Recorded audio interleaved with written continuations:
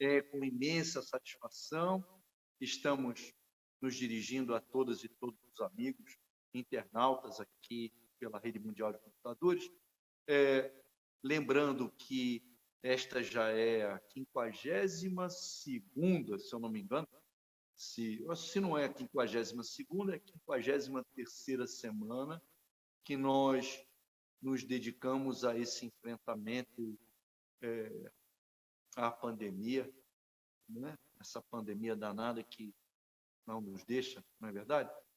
Mas já é a 52ª ou 53ª semana de enfrentamento à pandemia, numa ação capitaneada por nossa Mãe Santa, Mãe Maria Luísa Rivas, a quem eu peço a bênção, peço a dor nesse momento, nessa hora, para que possamos dar prosseguimento a essa rede solidária. Lembrando que nossa rede solidária também tem uma distribuição de cestas básicas aqui na cidade de Petrópolis, na região serrana do estado do Rio de Janeiro.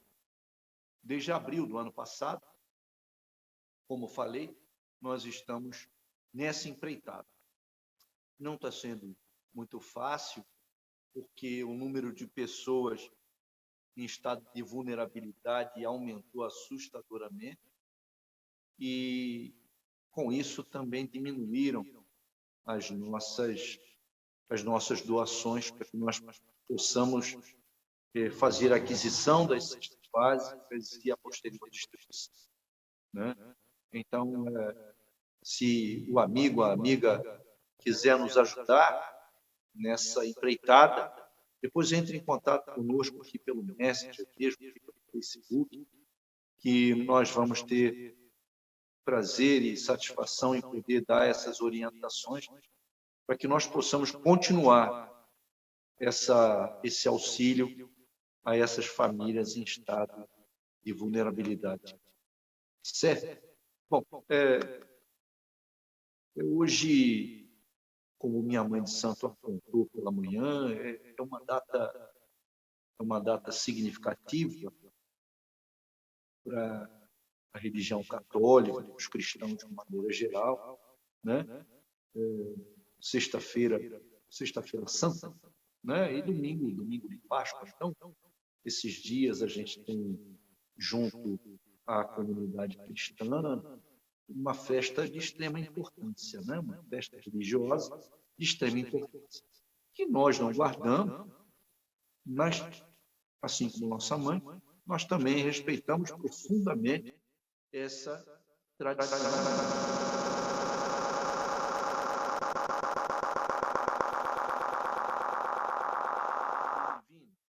Não é verdade?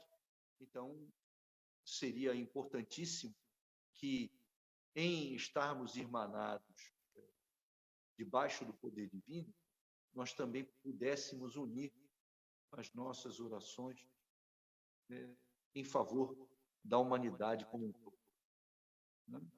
Deixando um pouquinho de lado a forma religiosa e nos aprofundando um pouco mais na espiritualidade, né? Como eu falava já algumas semanas atrás, vivente no interior de cada um de nós, né?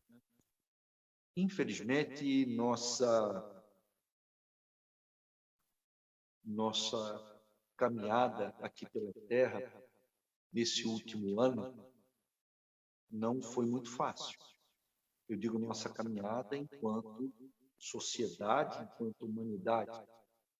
Chegamos hoje à marca de 325 mil e alguma coisa pessoas vitimadas pela Covid.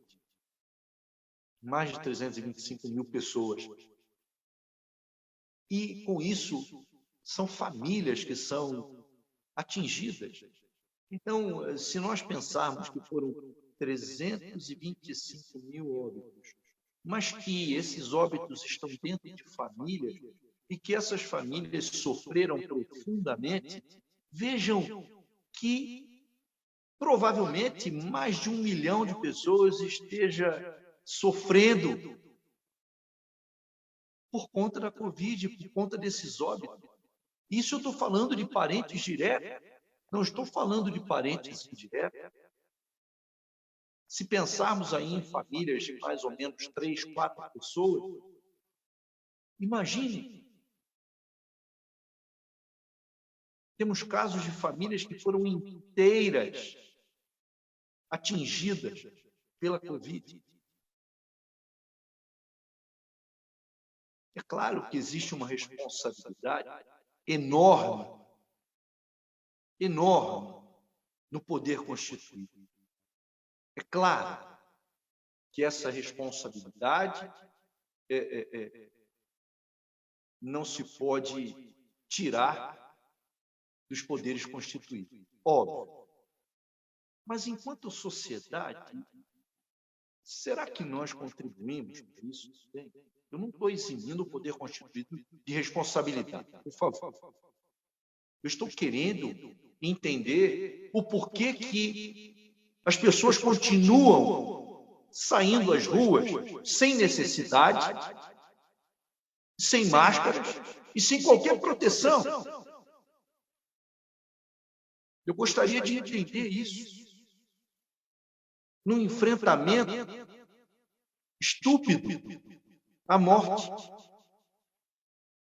arriscando a sua vida e a vida daqueles que moram com essas pessoas, ou mesmo de outras pessoas próximas. Eu queria entender isso.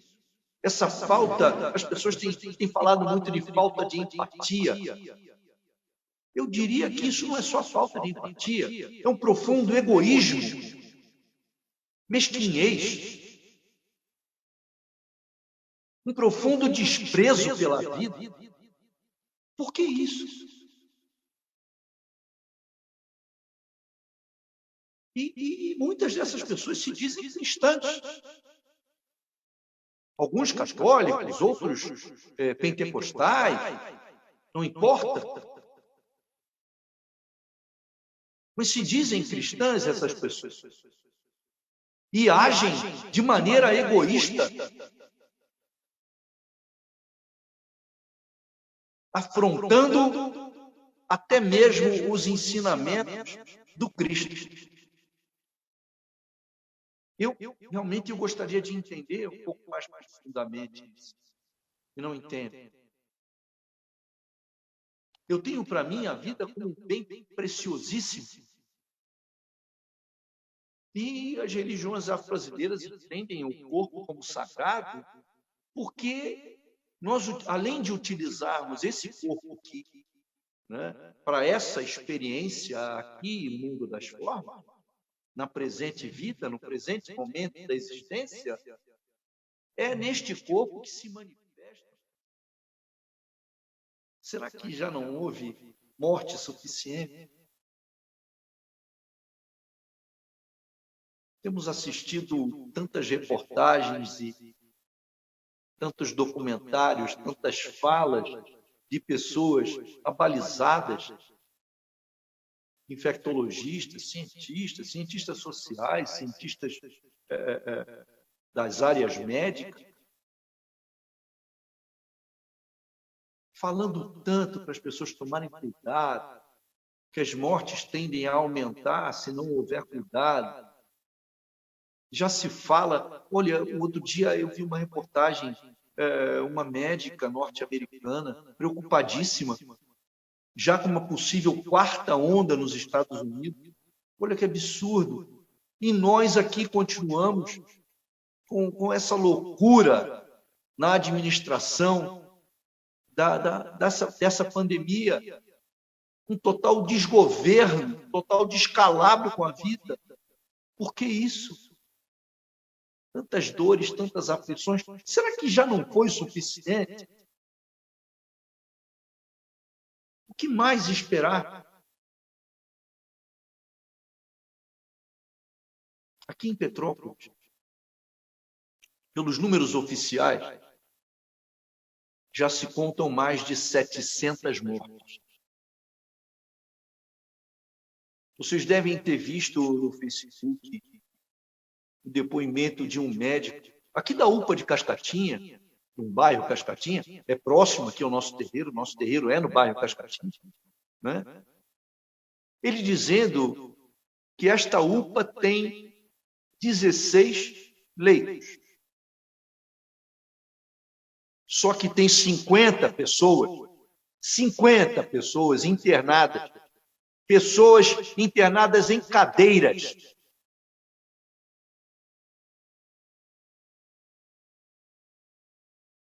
O sistema de saúde aqui em Pitro está colapsado, 100% de ocupação. Há 2 dias atrás tinha um leito de UTI vago. Reportagem de uma rede de televisão importante e que tem uma filial aqui em Petrópolis. Tinha um leito de UTI vago na cidade, há 2 dias atrás. Eu continuo sem entender o porquê que as pessoas têm tanta dificuldade em se cuidar.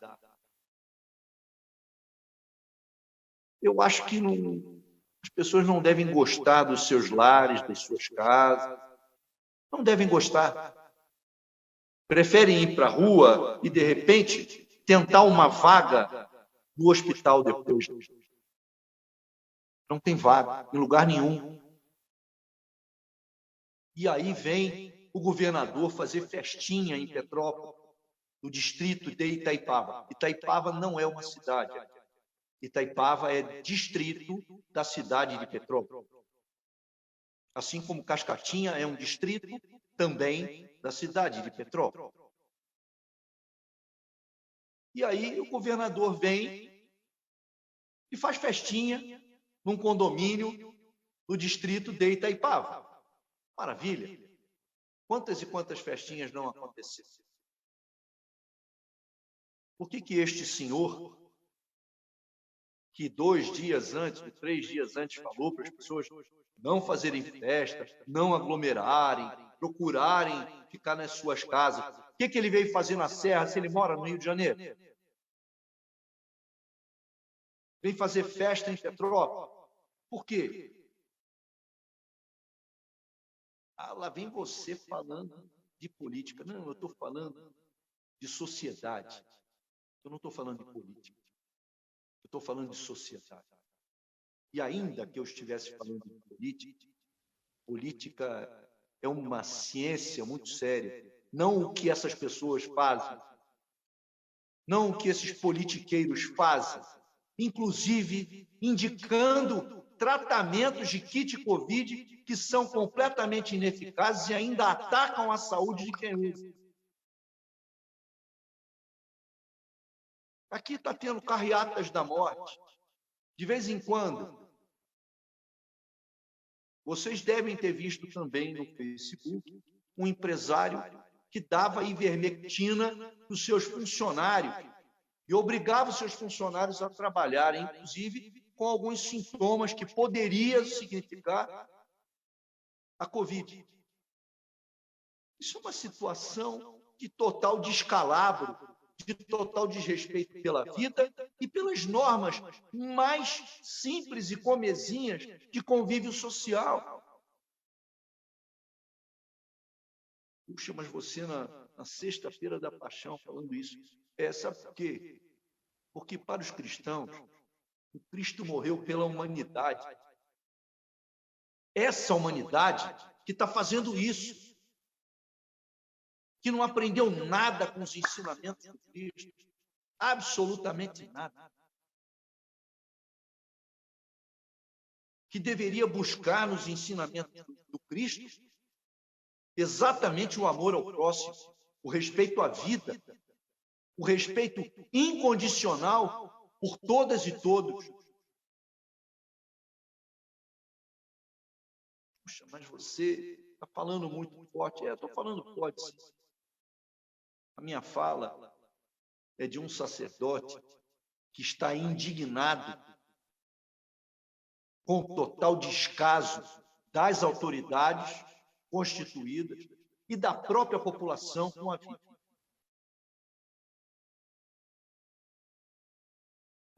Se nós enquanto sociedade, não tomarmos o pé da situação, isso vai ficar pior. Escutem o que eu estou falando. Não estou profetizando. Não estou profetizando. Mas se nós não tomarmos pé da situação, ontem vai ficar pior. Muito pior. Muito pior. Passamos da média de 3 mil mortes. Passamos da média de mortes. Média de vítimas da Covid. Média de vítimas do total descaso das autoridades para com a pandemia.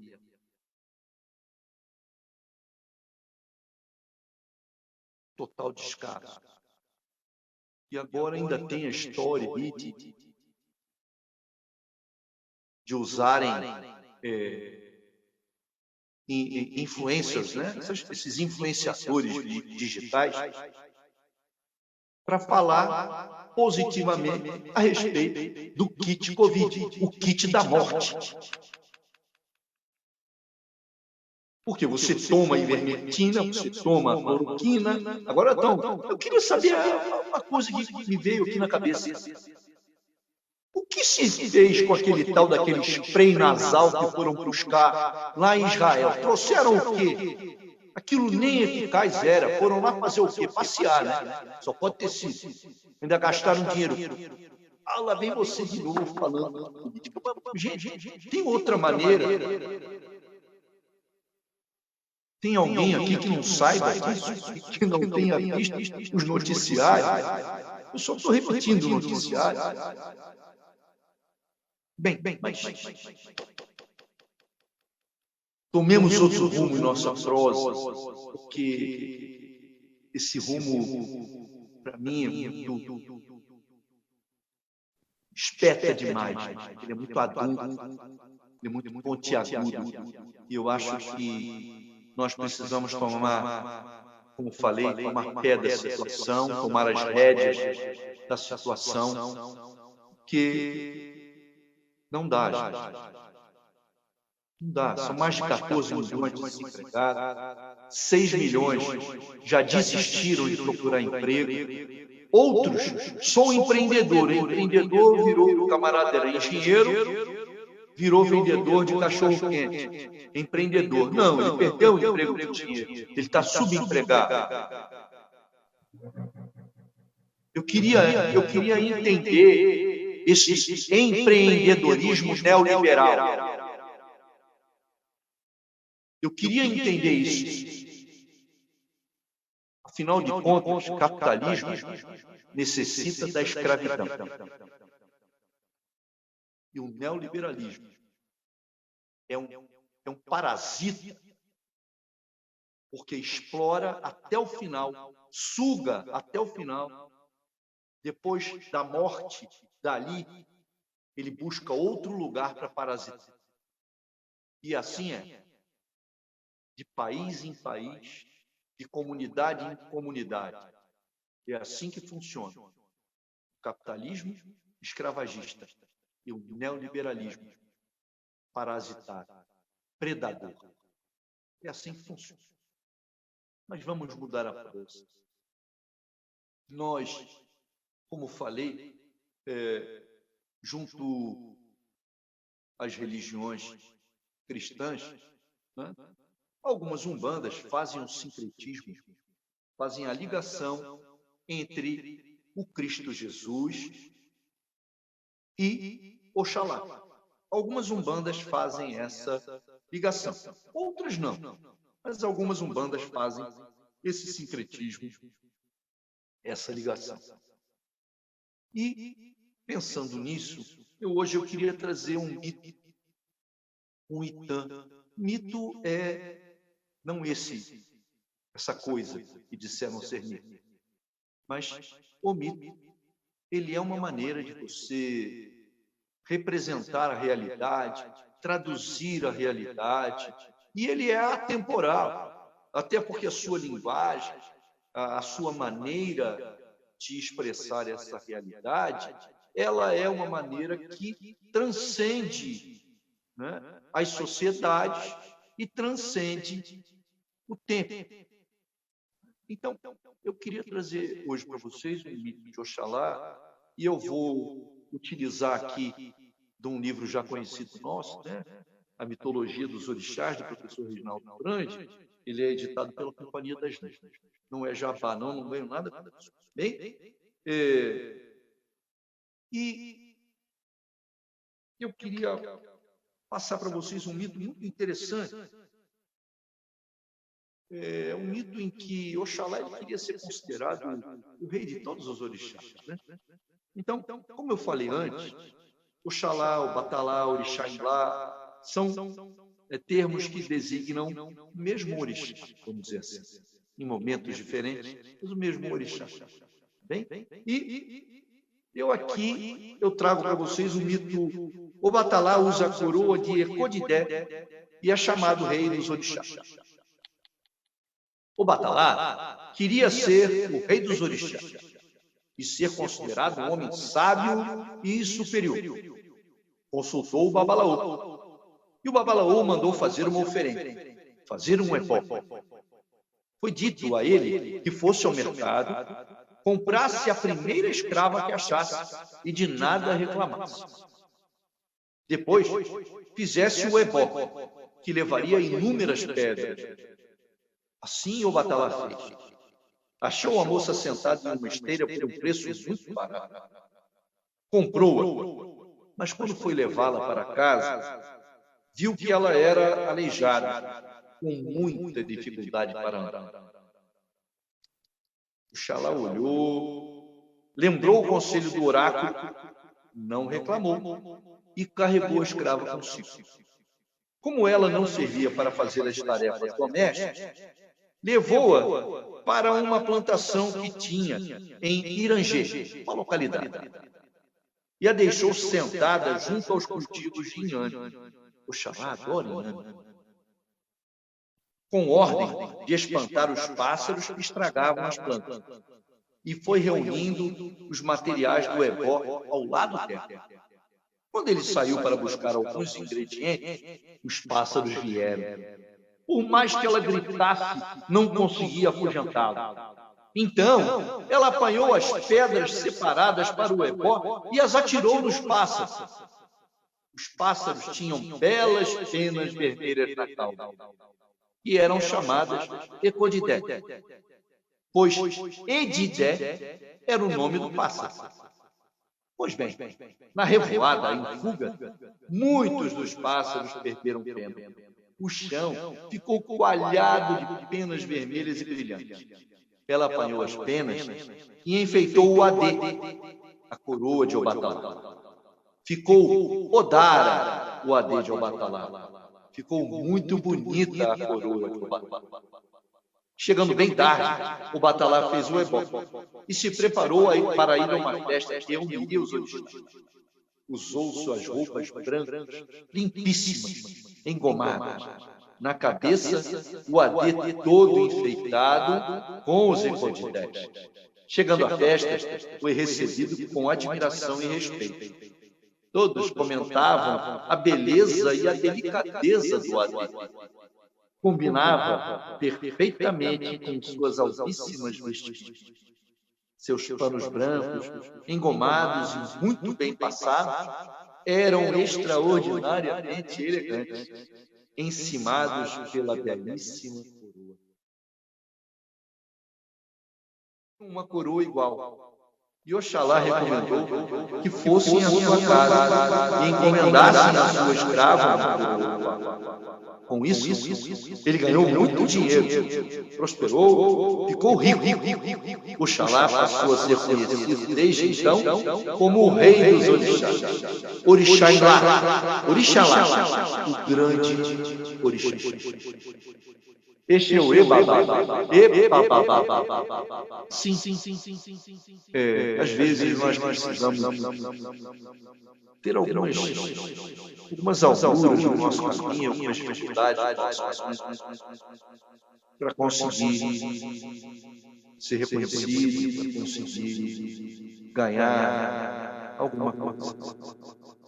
Seja reconhecimento, seja dinheiro, seja posição, não importa. Mas é necessário trabalho. Né? É necessário trabalho. E assim Oxalá fez. Oxalá criou o mundo. Né? Oxalá criou a humanidade. Oxalá, em sua magnanimidade, tem o poder da misericórdia. É isso que nesse momento, nessa hora, eu peço ao Oxalá. E gostaria que todas e todos vocês também se juntassem nesse pedido, rogando ao Pai de todos os Oris, ao Oxalá, que nos proteja e nos cubra com o seu manto alvo, com o seu manto divino, afastando de nós a miséria, a morte, a fome, a doença, afastando de nós as brigas, as situações conflituosas, afastando de nós tudo aquilo que for negativo.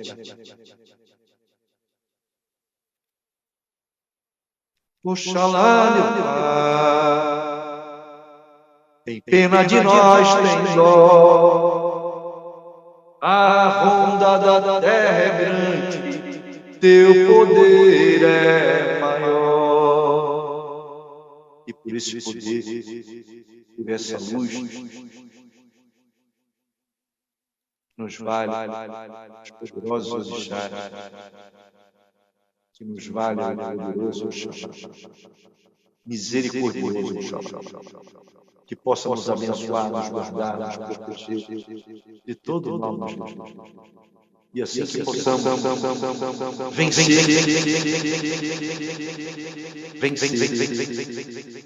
e vencer.